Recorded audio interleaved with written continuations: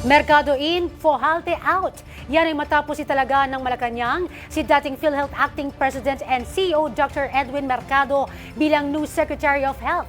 Tiwala naman ang Pangulo na magagampanan niya ang kanyang tungkulin sa paghahatid ng dekalidad na serbisyong medikal para sa mga Pilipino. At para sa buong detalye, si Bien Manalo para sa test sa tanghali.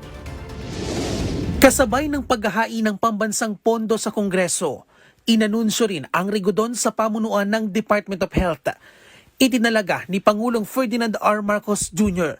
si dating PhilHealth Acting President and CEO Dr. Edwin Mercado bilang bagong kalihim ng Health Department. Papalit siya kay Dr. Jose Brix Fohalte Jr. na nanungkulan sa loob lang ng halos isang buwan. Ayon sa Malacanang, nagbitiw siya sa pwesto dahil umano sa health concerns. Matatanda ang naupo si Fohalte noong July 13 bilang kapalit ni dating DOH Secretary Ted Herbosa. Samantala, hahalili naman bilang Acting President and CEO ng PhilHealth si Dr. Beverly Lorraine Ho. Si Ho ay dati ring deputy spokesperson ng ahensya simula 2020 hanggang 2024. Tiwala naman ng Pangulo na magagampanan ng dalawang bagong opisyal ang kanilang tungkulin sa paghahatid ng dekalidad na serbisyong medikal.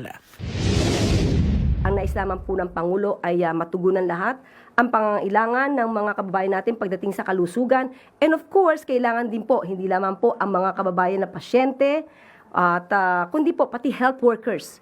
Kung ano po ang kinakailangan na tulong at kung may kinakailangan po na obligasyon na bayaran ng ating mga health workers. Tiniyak naman ng DOH at ng PhilHealth na tututukan nila ang pagpapalakas ng universal healthcare sa Pilipinas at maghahatid ng mabilis, patas at mapagkakatiwalaang serbisyo medikal.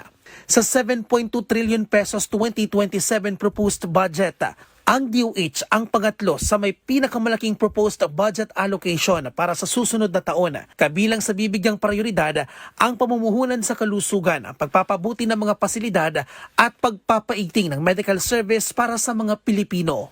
Para sa totoong balita sa Bagong Pilipinas, Bien Manalo para sa 13 sa tanghali ng Congress TV.